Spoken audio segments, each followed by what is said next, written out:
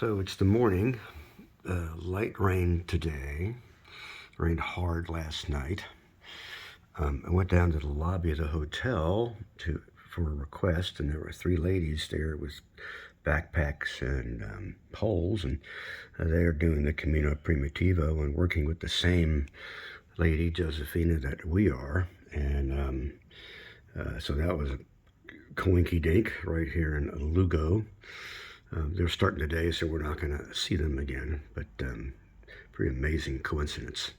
The ways of the Camino. So another important part of being on the Camino is doing laundry. Good morning. Good morning.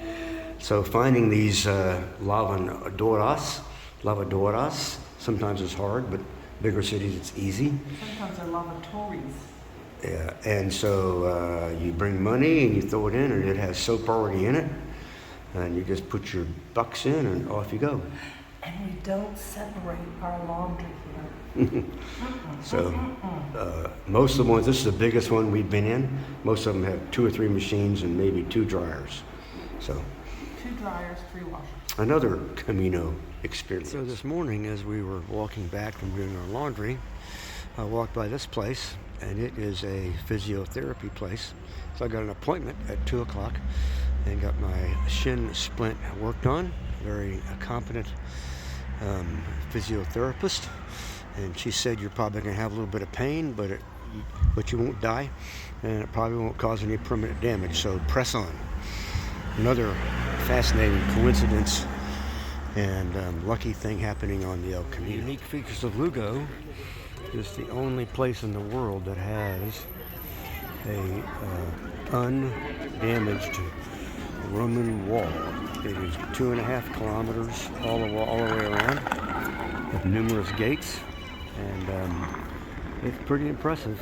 Been here for 1900 years. This is Plaza Mayor. We're going to be back here on Wednesday with our guide, but all of this stuff is inside of those Roman walls. The cathedral over there, of course.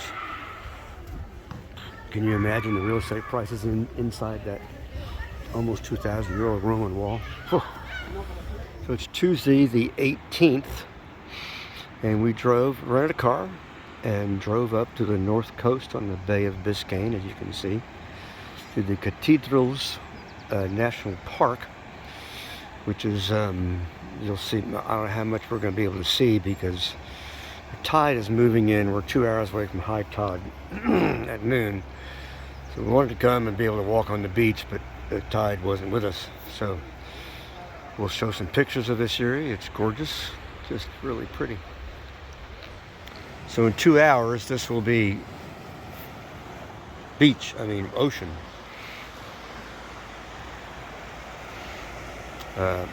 It's coming, it's coming.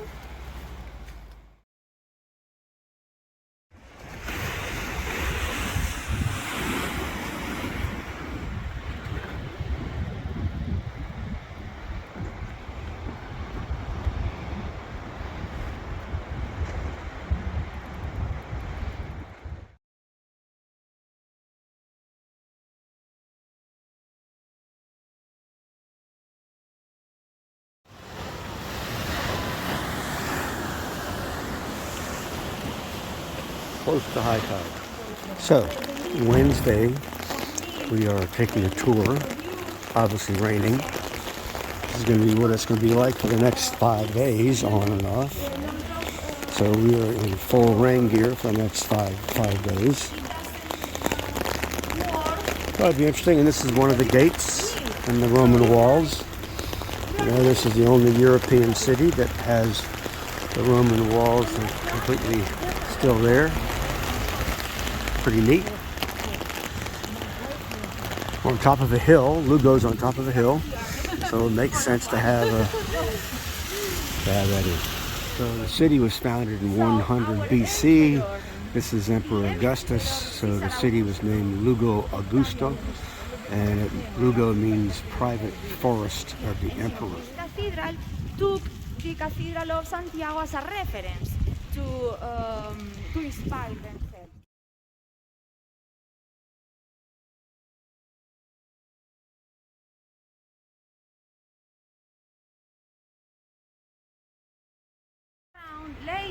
Okay. You need half an hour, more or less. Okay. More or less. Okay. And another thing which is important is that the wall was even higher in the Roman times. So We this are is now a in the gate. first You floor can see down there. of the wall. Yeah. Stairs for the Roman soldiers to come in and get up on top of the Roman wall. The wall is higher than this. So imagine. This is an old Roman gate versus a new one, and there is St. James up on the top, Right. on the horse, beating the Muslims. For example, Jesus with the disciples at the last meal, the resurrection, the passion, the we call it transfiguration. Configuration. Yeah. So this was our main altar piece, praying to the Holy Sacrament. And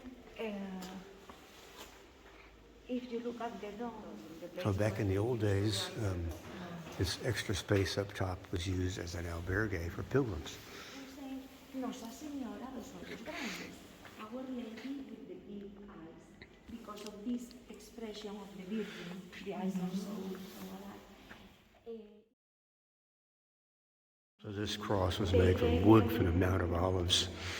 This is the 9th century bishop. So this is what the wall looked like back in the old days. And you can see that tower is actually what the wall looked like all the way around the fortifications in Roman times. You know, 3rd century AD, and we're going to see even better reconstruction in a minute. This is a museum dedicated or talking about the Roman establishment of Lugo, and this part here was a actual worship center for the god Mithra, who the Romans believed started the world. Part here was the house that was attached to it. When they built the Roman wall, 2/3 of the house was destroyed to build the wall, which is right there. And during excavations, they uncovered this house. So the house had an underground heating system, it had a sewage system, central sewage system to carry away waste, and water was brought in via an aqueduct. Pretty impressive, considering the times. But it's Roman, so maybe not that impressive, just normal. And again, here is the bottom of the wall that was put in the 3rd century AD to protect the city.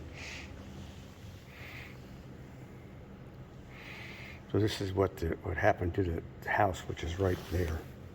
I believe this is actual archaeological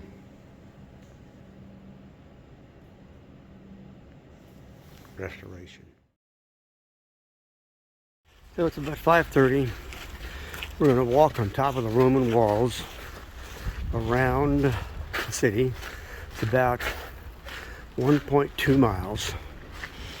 And again, these are the only place where the Roman walls are complete and not destroyed. This is what was inside the walls, so the troops could get around to the needed area. You can see here that some of these houses still have the original walls. What's amazing, there's still vacant land, hadn't been built on. Weird, it's probably expensive as heck, but it is amazing. One of the new gates, the old gates are like the ones we're going to walk through tomorrow, very narrow, and there were like 4 of them. Now there's like 8 or 9 of these gates.